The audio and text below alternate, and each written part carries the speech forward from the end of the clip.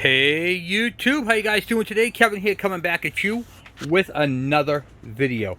So, back on Aaron's bike, we're going to finish this bike off today.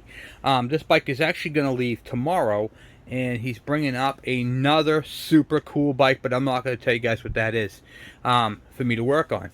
So, that's going to be after Dave's bike. We got to do that engine, the motor, and this bike right here, Alvin's bike. So after these bikes are done, then we're going to get on to that mystery bike. Yes, mystery bike. But you guys are going to see a first look on that. Alright, I'm not doing that in this video because it's not here yet. But we'll be doing that. So right now we're going to get this bike, got it back on the lift. We're going to lift it back up and finish it off. I had to juggle some things around. I am sorry I haven't been doing many videos lately. It's been absolutely nuts. Let me show you guys what's been going on.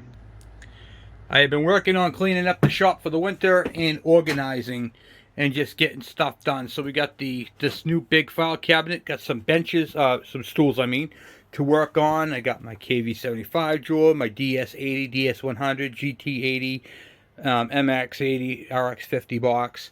Just, you know, just been literally organizing and getting rid of stuff. There has been a plethora of stuff that I've just been hanging on to and getting rid of. So I got rid of everything I didn't want, didn't need.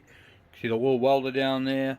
This my brother gave me. I took this out, fired this thing up. So I've been working my butt off. Got some cool plates, guys. Check out these plates. Show you guys all the plates that I recently got. Some of these guys I've already seen. Let me, I don't have my stand with me, so I'm going to be doing this one-handed. So we're going to be hanging these up in the big shop. That out of the way. We have a really cool South Dakota plate. Look at that, huh? Mount Rushmore on there. We have an Iowa plate. That cool. Look in the background. You can see the silos and the farms. Pretty neat. A Massachusetts Spirit of America. That is, in my opinion, not true, but that's alright. And I live in Massachusetts, so I can say that. Wisconsin moped plate. That's super cool. Look at that, a moped plate, guys. And a Minnesota plate. So thank you guys for all the plates. Those are awesome. I build collages with them, and I'm going to be hanging these up all over the place. You can see right here, I got my New Hampshire one. My main one. I got a main one antique plate one there. I got some Vermont plates in the other one. Let me show you guys those real quick. Actually, I have a really old license plate. This license plate right here is from New Hampshire, and it is 1943. And this plate right here, you can see how it's bolted on. So that was the tag that they gave you. So you kept your plate, and then every year you'd get a new tag when you registered, and you screwed it to the top of your plate. Pretty neat. But this is a collage right here, plate. You can see the Vermont plate right there, and then it's basically New Hampshire, Vermont, that sort of thing. I do, like I said, I do a ton of bikes. So I even got a Vermont trailer. They used to have trailers back in the day. That's how they did them. Well, they still have trailers, but plates like that back in the day. Now you get a full-size plate. But just pretty neat to see how they did it all, you know. So right up there where my USA 1 plate is, you can see this beam right here that goes this way. And then I got one on that side. I have a bar that's going to go right across. And I'm dedicating that right there to all my plates that come in. And we're going to make collages of license plates over there. I think it'd be really super cool. Representing all the states that watch the channel, and you guys get to see a plate up there. So I just want to say thank you for mailing those in. I appreciate it. So it's coming up on Christmas time, and well, I've been decorating like mad. Got lights up all over the place. In fact, tonight I'll turn the camera on and give you guys a little demo of what it looks like here. But it's pretty magical. I got my blow up guys right there. They inflate. I got a Santa on the roof and all kinds of lights all the way around the windows. Even decorated the fence and the what do you call it there? Swing set. And around the tree. So yeah, it's been a little bit crazy, but we're back on it now. So we're going to be doing more videos on the bikes. We have a ton of stuff to do, a ton of bikes. We got bikes that are here that I have to finish off, bikes that are coming in, and we have the four-wheelers, and we just got so much stuff. So well, I'm just going to shut up and let's go get into it. All right, I'm going to go lift up the table, and we'll get crack-a-lacking. But before I do, please take a moment. Hit that subscribe button and the bell icon so when I post a video, you guys get it. Alright, let's get into this. Okay, so just a little recap. We had to pull this whole cover off, which we still have to do. We have to take it back off. I put it back on there just so no dirt gets in there because we were waiting for the gasket. I replaced the clutch that was in the motor. This is the one that was seized right up. I mean, you can't break this thing free. So when they get like this, you got to replace them. So let's get this cover off and we will start doing the assembly process now. Alright, so we're going to take that one screw that I have in there out. I just put one screw down bottom just to keep it together so we can there's no gasket. We took the gasket off. We just kind of mamma jamma slammed it back together just for temporary assembly. So when we take it apart we can, put it together. Okay. Should get everything off there.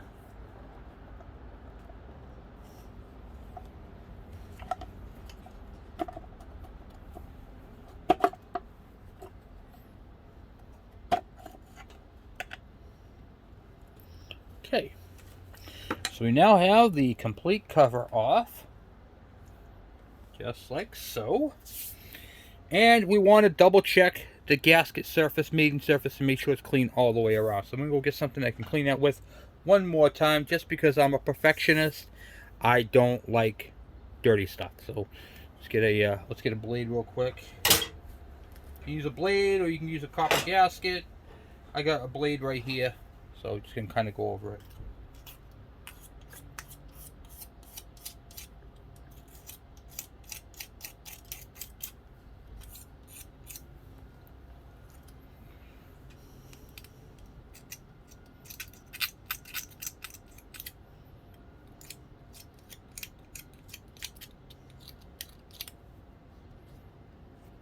And feel the surface. Make sure you don't feel any high spots on it.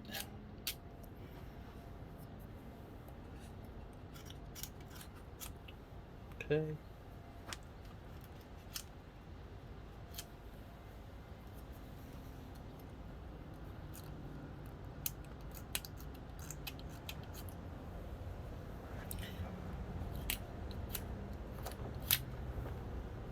Alright, I'm going to go get a rag real quick and wipe this all down and we'll get back on it. Alright, so just going to wipe it all down, the whole gasket surface.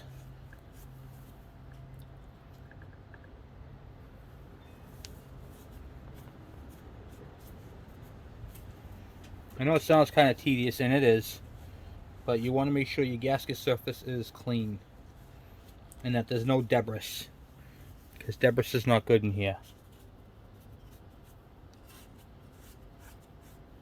Okay. After you get your gasket surface all clean, now we can install a gasket. Now, a couple of things we want to make sure first. This plunger right here doesn't come out. So, this here, when you go to put this on, can easily fall out, especially where, see right there, I'm just putting it in. It'll stay in on some, like right now the bike is at a slight angle, but see how it fell out? So, real quick, show you guys a quick trick that I do. I take some regular grease, doesn't matter what it is, doesn't matter what kind of grease, it could be Vaseline too, and just put a little dab on it, right there, so it squishes out, right there, just a little bit. Now, this will glue it right in the spot. Okay? That ain't going anywhere. The grease will actually hold it. Then, you're going to want to make sure that this little guy right here, this is very important. Two things. You want to make sure that you can see through it, that it's clear all the way through, which is typically they are. Haven't seen any clogged yet, but you always want to just double check it. Slide that into the hole. And then, you want to take your O-ring, inspect it, make sure it's good, and then pop that on there like so. Take your rag, you're going to clean your intake, you're going to wipe down your Kickstarter shaft, you're going to make sure that your oil pump gear is all the way in.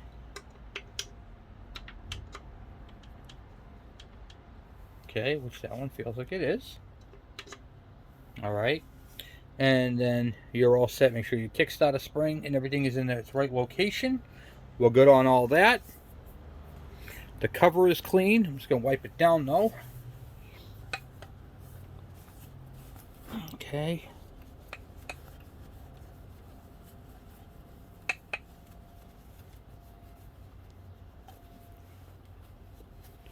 The cover nice and clean.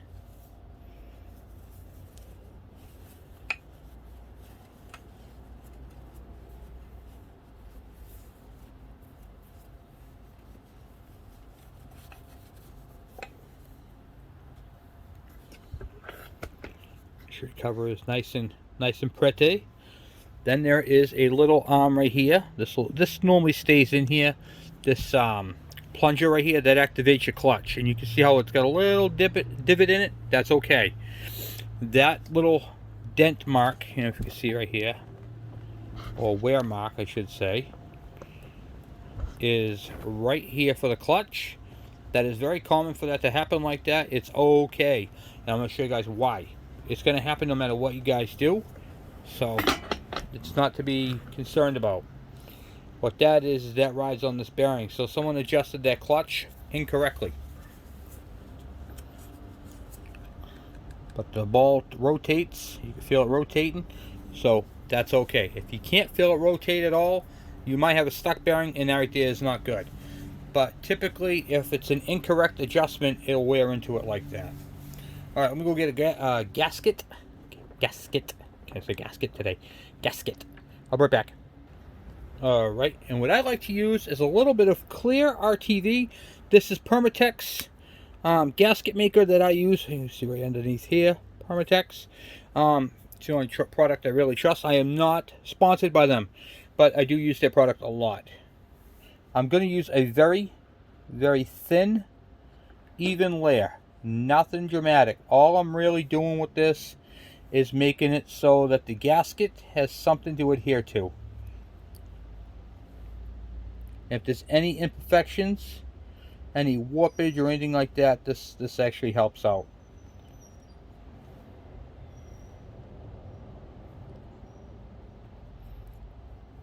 Don't go crazy with it. You don't need to. And the Honda Bond is expensive, so I don't use that only because this is not that important. If this leaks, it's one of those things that, you know, take you about an hour, you can fix it easily. You know what I mean?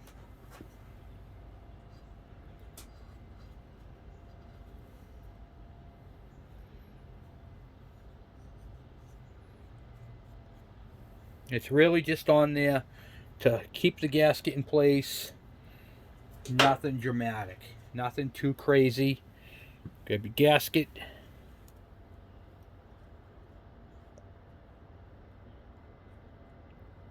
Make sure it goes over your dowel pin.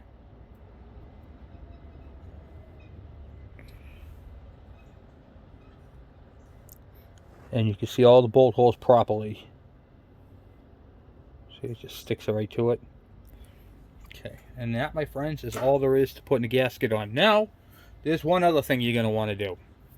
So, you have this shaft right here that comes through the case, and this shaft right here that comes through the case.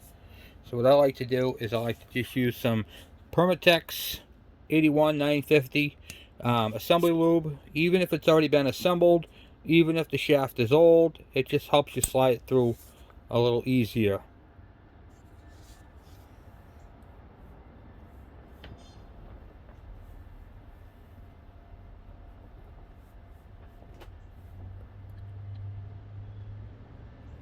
Okay. Alright. Those are what I do with that. Now, my friends, I'm ready for the cover. Okay, so we're going to put the cover on and get that all tightened down. I'm going to move you guys out of the way for a second so I can grab all that so I can put it on nice and evenly here. Okay, alright, so move you guys out of the way there for a second. Got this. Make sure it's all cleaned up there. Looks good. Now, the tricky part on this bike is not up front here. It's in the back. These two shafts going through at the same time without distorting anything. So that right there is where you're going to have to be cautious. Line up your intake, your Kickstarter, and your whatchamacallit there, oil pump gear. Okay, Kickstarter is in. Intake is on.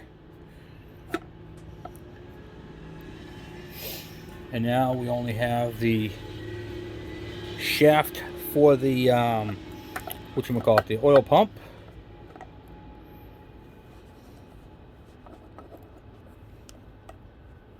Okay. You can use a flathead screwdriver if you're having some issues lining it up. Typically you can just go back and forth with it a little bit and it'll start it right in, and then you should be able to just pop it in. Okay, cool, cool, cool. Walk it back, walk it back. Everything has to go in. So right now, when you're putting this cover on, you're trying to do multiple things at the same time. You're trying to get that little oil pin, passageway to line up, the clutch into its spot, the Kickstarter shaft through, and the oil pump shaft through. I'm telling you guys, just be careful. Take your time. Don't be in a hurry. Don't rush it. Just take your sweet time. And you should be able to push this cover all the way back. Like that. Yep. Okay. I might pull forward a little bit because of the clutch, but that's okay. As long as you can push it back where you need to, you're golden. Alright, now I'm going to start a couple of screws.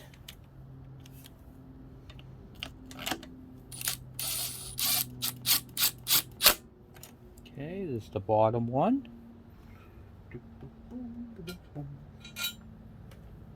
Okay.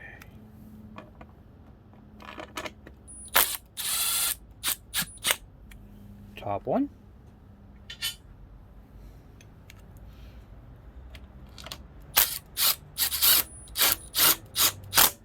Bottom one.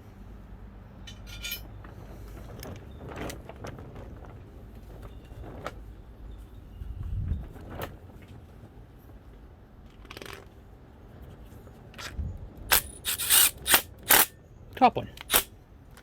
And I'm just going to go around doing all the same stuff.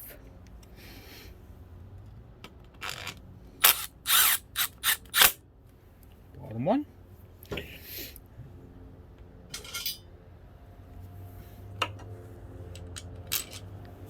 And our top one.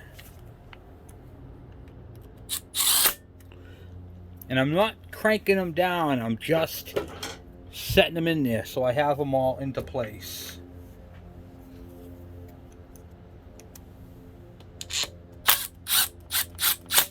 Okay, now I have all my screws for this cover installed. Now I'm going to go through and tighten them all up, and I'm going to do my best to do it in a star configuration. So with my impact gun here, I'm just going to go boom, then the corner down bottom here, then the corner on this side over here. Oh, yeah.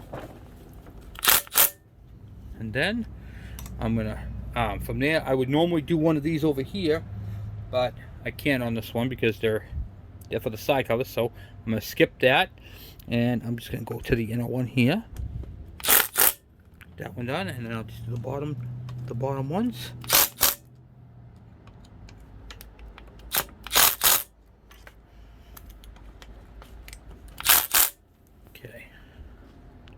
And don't forget there's one in the very front here underneath the cable. That's the one we had a little bit of an issue trying to get out the last time. It's always been an issue. Just you have to take the cable off in order to easily get to it. But if you fish it in back of it, you can get to it.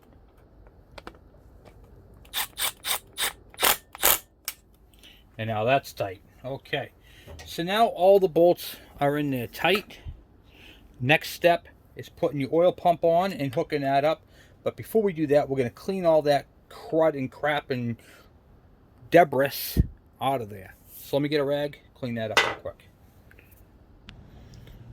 Okay, so now that the oil pump area is all cleaned, the gasket on the back of this is actually good, so we're going to reuse the gasket. But what we're going to do is we're going to take that clear RTV silicone, and we're just going to do a little dab. Nothing crazy, just a little bit around it. Around the outer part. Put the dab on there and spread it out. It shouldn't be built up anywhere, so when you push it on there, it shouldn't be squeezing out. If it does squeeze out, you get too much on there. Remember, you don't always need a lot. Sometimes a little dab will do you. You know what I mean? Now you can see the alignment of the shaft coming through. It's pretty much up and down. And then you have on this one here, I'm going to match it. Okay? So you'll put that in there. Looking back there, see if we can match it up.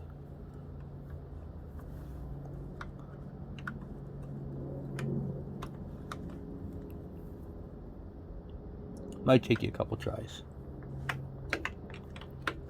Okay. Now I felt it go in. Now there are 2 screw lengths. Kevin, how do I know which end is got the long one and which end's got the small one? I'm going to take an extra oil pump I have kicking around.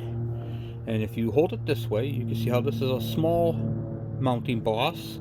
And then this one is the tall one. So the tall one obviously gets the longer screw with the copper washer. And then the small one gets the smaller screw. Alright, so you're going to disassemble it. You're going to take the screw out, the washer off, and make sure you clean that washer. Okay. Then you're going to push it in, set that screw into place. Let me get a screwdriver, which I should have gotten.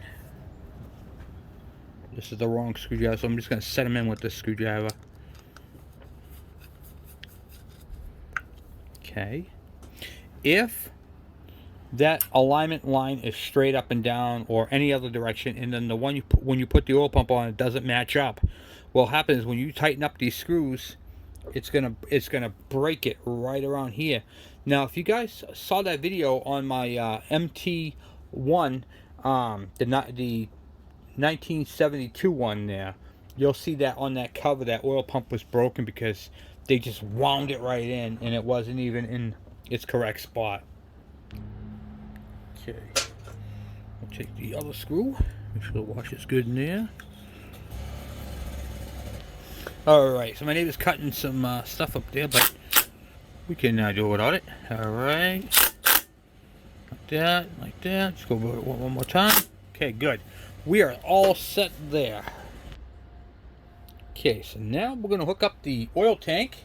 So I'm going to take this block off. This thing's pretty nice because if you have a tank that's leaking, and you can get these at any auto parts store. It just basically, it goes, the lines in there and it pinches it off. You just tighten this down and it crimps it off. Okay, and there's no damage to the line. So now I have, the oil is down about 1 inch. And I'll show you what I do about that. I'm going to pull off my cap.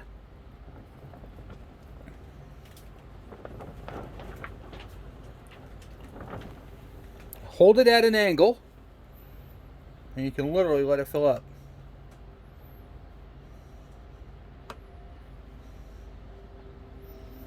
Give it a minute. Pop it off, get the air out. The air bubble will actually move through the tank. It's pretty cool. So if you look, instead of being 1/2 inch, an inch, I'm now 1/2 inch. Now what I'll do is I'll open up the oil tank, the cap. This lets it bleed a little easier. And you can kind of push the oil through. If you had a pair of pliers, you could squish it right there a little bit and keep going back and forth. But I'll keep an eye on it. That little air bubble should pass.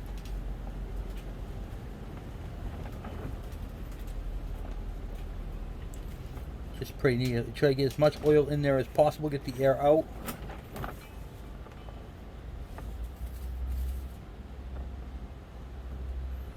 And I'm not worried about the mess because that's what rags are for.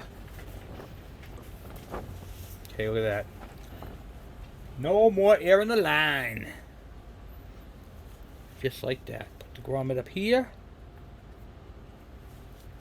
Next step, I'll leave that oil cap off so any air, residual air that's up in this area can make it through the top.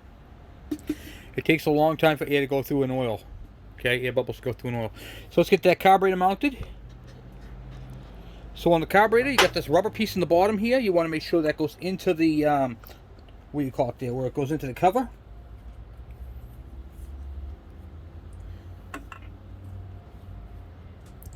As I said in my earlier videos, that does a couple of things.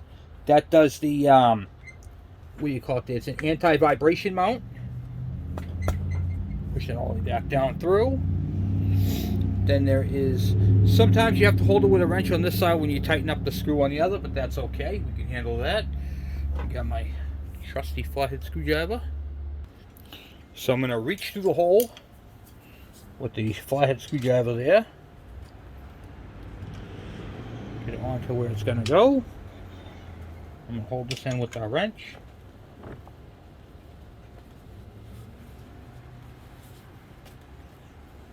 Crank that right in.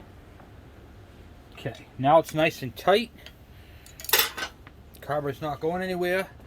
And right off the bat, I'm going to put the plug in because you don't want to forget that. Putting those plugs in are very important. It stops water, dirt, and debris.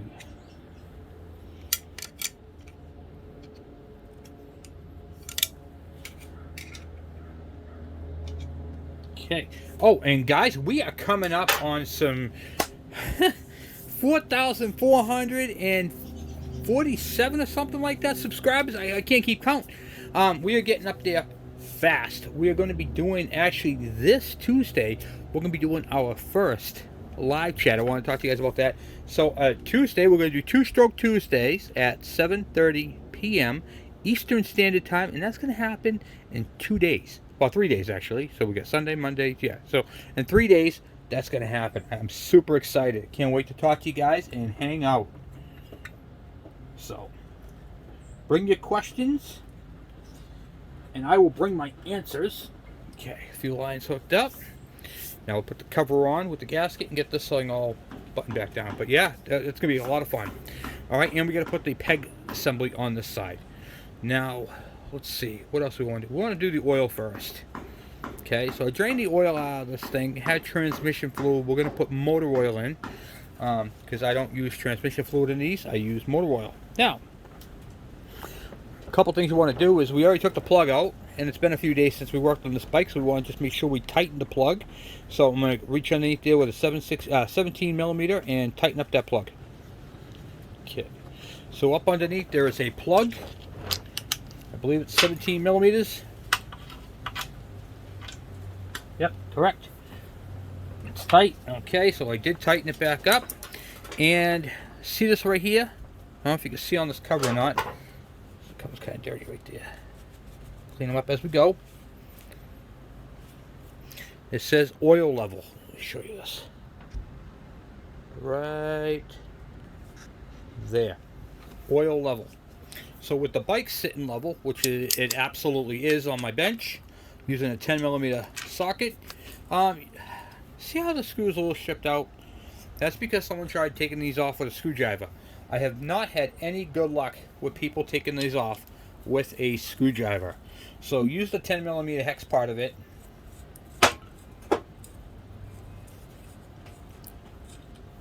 And inspect your aluminum washer. Okay? This one's okay. It's a little mushroomed out, but it's okay. If it's too mushroomed out and split, it will leak there. You take your plug off the top. Right here, where the plug goes. You dump your oil in here until it comes out there. Okay, so I'm going to talk to you guys a little bit of a rule of thumb. The clutch plates that I've installed were soaking in motor oil. Okay? So I'm going to use motor oil in the gearbox. If you had soaking the clutch plates in transmission fluid, then you should put transmission fluid, ATF. Okay, this is ATF. It's not Dextron or Mercury, it just says ATF on it. Okay, but the book calls for 10W30 or 10W40 motor oil, good quality. So I use Quaker Estates, Pennzoils, or anything like that.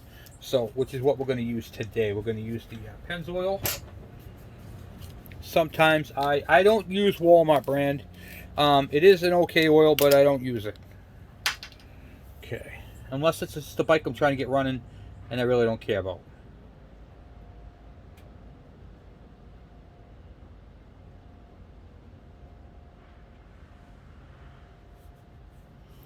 So I get asked a lot, Kevin, how much oil do I put in? Until it comes out this hole. It's real simple. So when it comes out that hole, then you're full. Also have a little disclaimer, don't let the oil leak on the ground. Keep it up, protect your environment, and remember, if you buy the oil at an auto parts store, they will take the old oil back. Alright, so you can put the old oil that you take out of a transmission or an engine or whatever, put it back in the bottle and bring it back to them, and tell them it's waste oil, write it right on the bottle, waste oil, and they will accept it, no issues. And most auto parts stores, you can return up to 5 gallons, which is pretty cool. So if you're doing your lawnmower and stuff, they'll take up to 5 gallons per month. So that's pretty cool.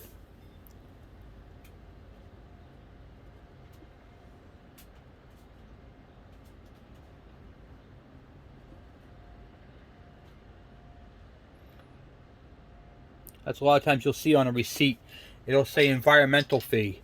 That's what that is. You're already paid for the disposal of your old oil. So remember that when you're buying oil.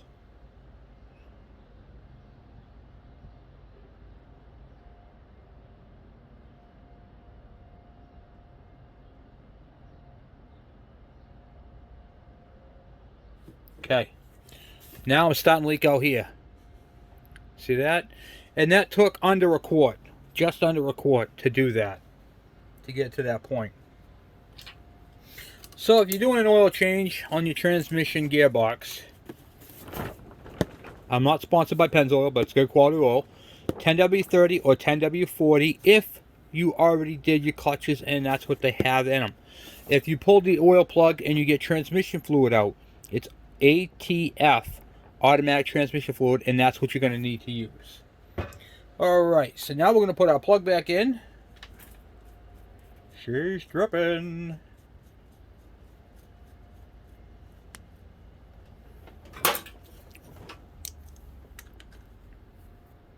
Snug it. Don't. No, it doesn't have to go that tight. Just don't lose your mind on it. Just snug it. Just get onto it. Give it a little bit. Okay, now it's going to look like it's leaking from the frame because it comes down and it goes residual. So what you're going to want to do is you're going to wipe up everything around it. Oil travels to the lowest spots possible. Because it's leaking onto your frame doesn't mean that your gasket's leaking. A lot of people lose their mind over that. Oh my God, it's leaking out. No, it's not. Just relax. It comes down here. And see how it's tapered down? It comes down here, leaks to the lowest spot, goes onto the bolt, and then drips onto the frame. It's okay. That's okay. Inspect your areas where you put your gaskets. Try to clean up the best you can. Make sure there's no leaks. And then just let it sit for a few, and you should be good. Okay, what is the next step? The next step is to put that top plug back in so no debris or oil gets into that. Right there. Okay. Got that part done. Now we're going to put the bottom piece together with the foot peg and get that all assembled in there.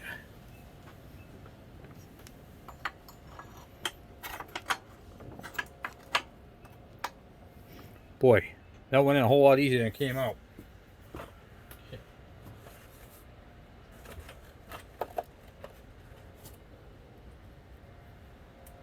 Bolts and nuts and bolts. Okay, 2 with the flat washers go up here. All 3 of these are the same. The middle is a flat washer on this one.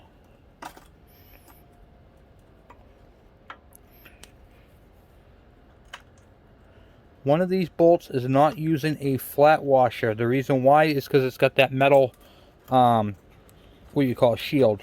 You didn't lose a bolt. That's just how it is.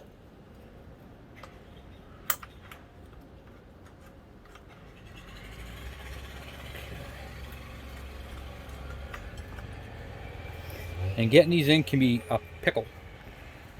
There's one underneath. Start them. Once you get them in there, don't tighten them up until you get them all started.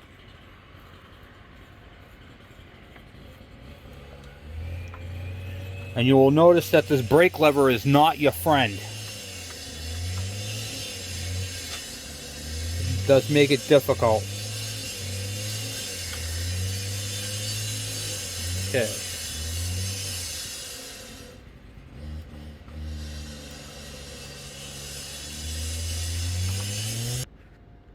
Okay, I stand corrected. The washer one did go in the front there. The bottom one was the smaller of the two. So you have two regular sized bolts, and then the one underneath is the small one. For some reason I thought it was the other way around, but that's my fault. That happens. At least we fixed it. Okay. Down. Boom. I'll have to use our wrench on that. And then the bottom. Taking that one up, where'd you go?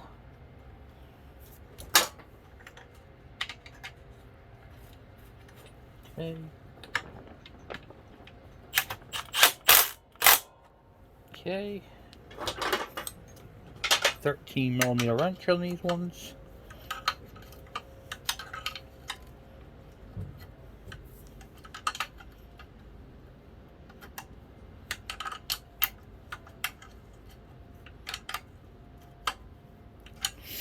Yeah, so I'm super excited about doing the live chat with you guys. It's going to be fun. Hang out with you guys for a little bit. Talk about bikes and issues and what you guys think and where different things are going.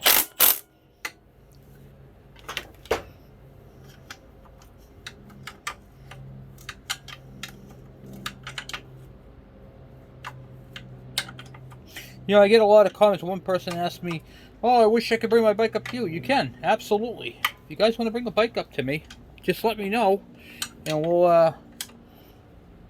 I'll work on it. No problem doing that. Okay. Hook up your brake spring. Actually, I'll get it going this way so it doesn't catch anything. Okay. And then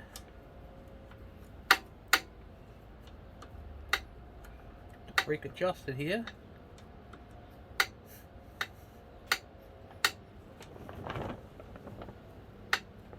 Okay, there's that. Then you have this washer. It's like a wobble washer. It's not straight, it's bent. Okay? It's supposed to be bent, so when it goes on to it, it'll hold it. Okay? The bend faces the peg. Alright, and then the peg goes like that. It's designed to go up or down. If you put it this way, so it can only go on one way. So it threads up, and then your pin drops down that way.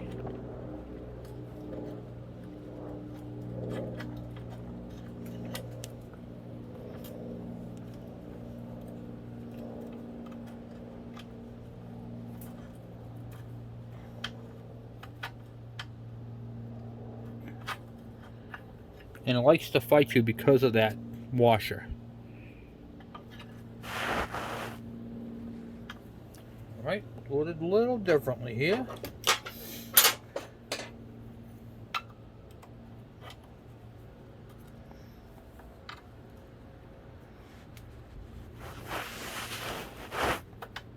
Okay, what I did was I stuck a screwdriver in the bottom to wedge it over.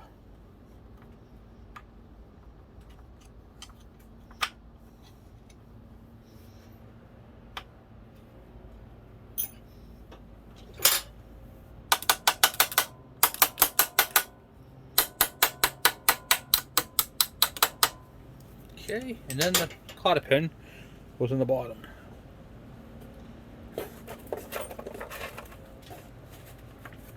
Okay, cotter pin.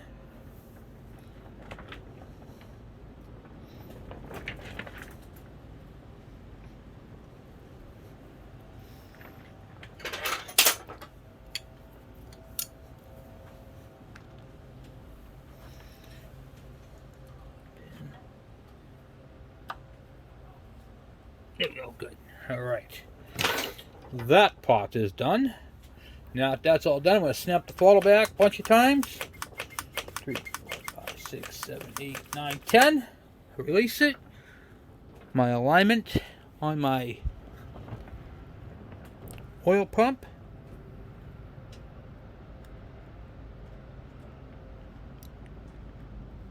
Good. So make sure it's all working good as it should. Make sure my cable is pushed all the way in. So we are good there and there. Alright. Yep, okay, so the oil, that's all set. Then I can put that cover on there. We'll grab that cover.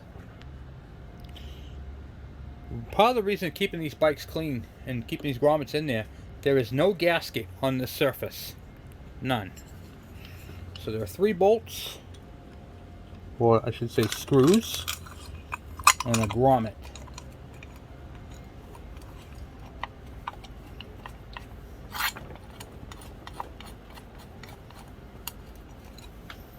Got my screw gun.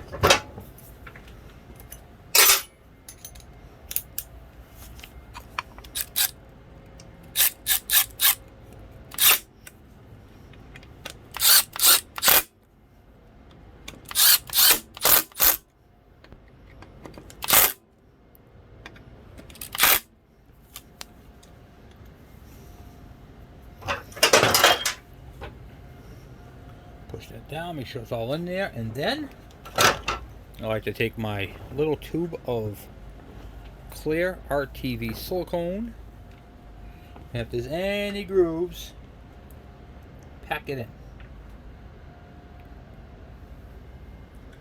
Just prevents water from getting down in there. Water gets in there, dirt gets in there, all that stuff gets in there, so you want to make sure that's all nice and clean. Okay, now we get that part done, the fuel line is hooked back up, and now we have to do a clutch adjustment, and we got to put the Kickstarter back on. So Kickstarter, put it back onto where we think it should go. Like that, looks good.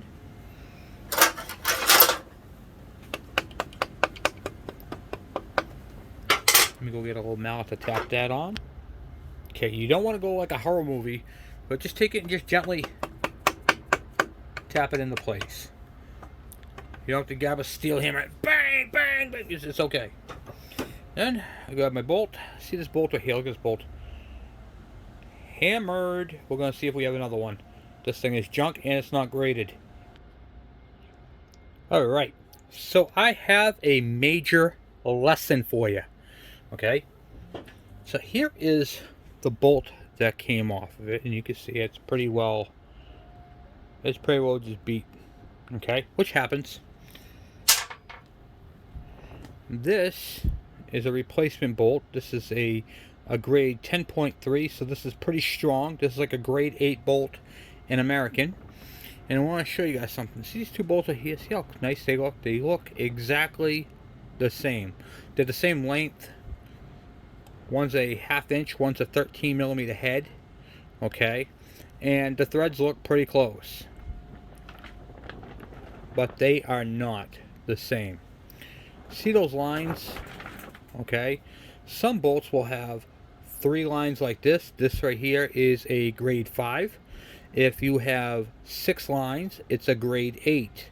All right, and that means it's American. Okay, so this one says, hey, hi, how you doing? See this one right here where it says 10.9? Some will say 8.8, 6.6, or whatever they are. Those are Japanese. These ones say Konnichiwa, Ohayou gozaimasu. Okay? They don't speak the same language as these. Therefore, they don't fit in the same hole. They are different. This is metric, and this is how you identify a standard bolt. That you put this in that Kickstarter, you will strip out the bolt or the Kickstarter. These are not cheap and not easy to find. Do not use an American in place of a Japanese. They are not the same and they are not equal. And sometimes I see them in there. Now this right here is giving me a hard time automatically going in. This is the Japanese one right here. Okay. if you're having a hard time getting it to go to start, here's what you do. Give it a little tap, and what you're trying to find is there's a center spot in there where it will go through. Sometimes when they're old and hammered like this, you just have to bring them in slowly, which I think that's what we're going to have to do. Yeah, that's fine. If it doesn't fit in all the way and you find yourself really wrenching on it, then you got to stop, because now you have to run a thread tap through it because it's not right. But this one here is going in all right.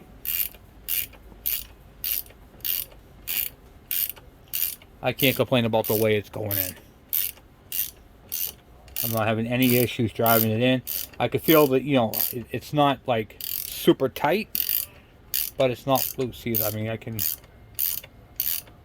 wind it right in. Oftentimes you'll find yourself replacing these bolts as a maintenance precaution, because what happens is, let me explain to you how this strips out. You're putting all the force down on this right here. What you're essentially doing is taking these ears and expanding them every time you kick it. Alright? So what happens is, this bolt in here stretches. There's that bolt that I just had that was all stretched out.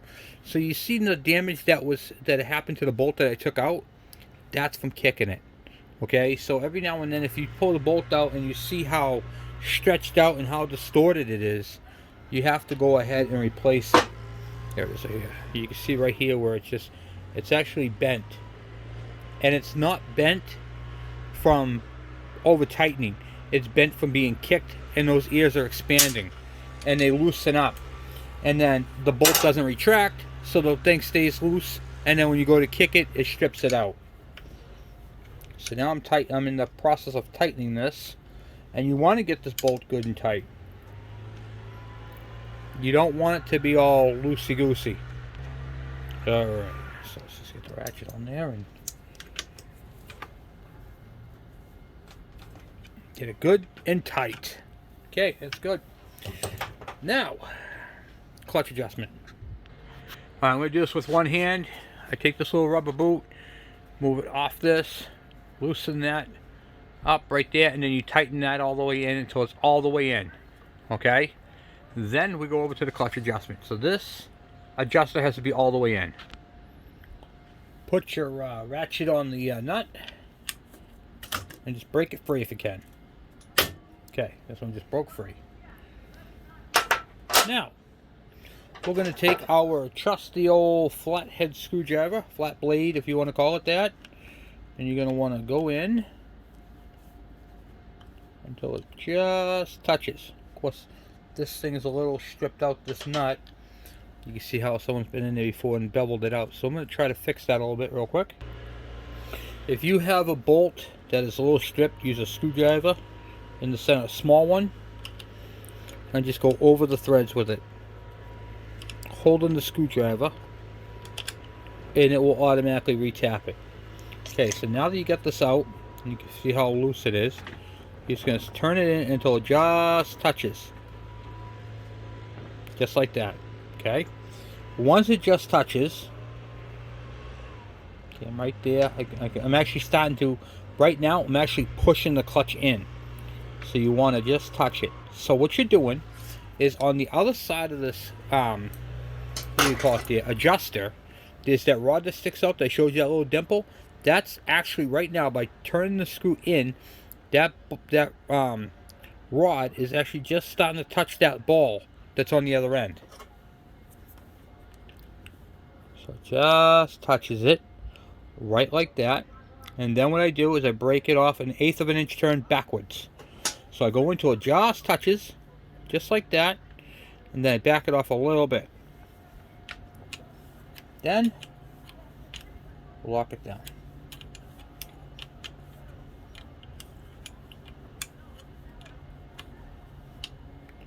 Just snug it for now, because you got to double check it. Okay, sometimes you'll end up doing it a couple times.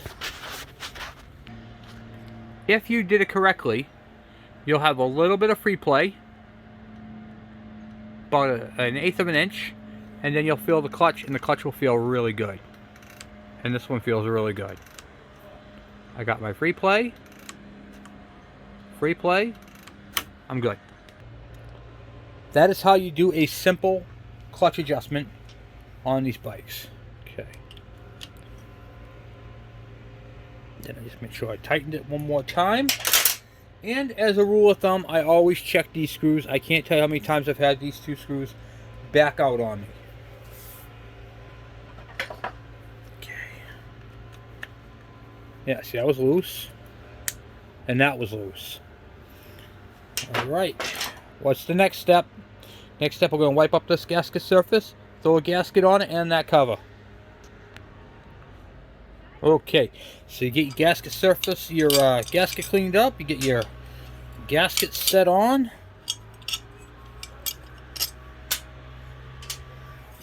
And then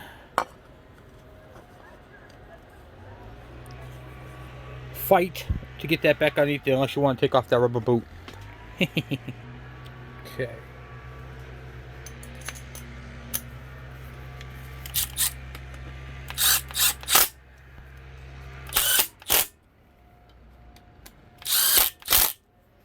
And that, my friends, is how you do a clutch. This is the part 2 on the Aaron's bike. Aaron, you got yourself an amazing little bike here. So on the next video, we're going to go ahead and replace that shock boot. We're not doing the seals, we're just doing the boot. And getting it all, probably take a first spin out.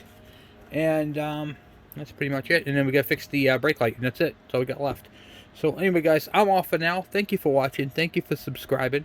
And if you guys have any questions or comments, by all means, please put them down below. Until the next one, I'll talk to you guys later. I'm out!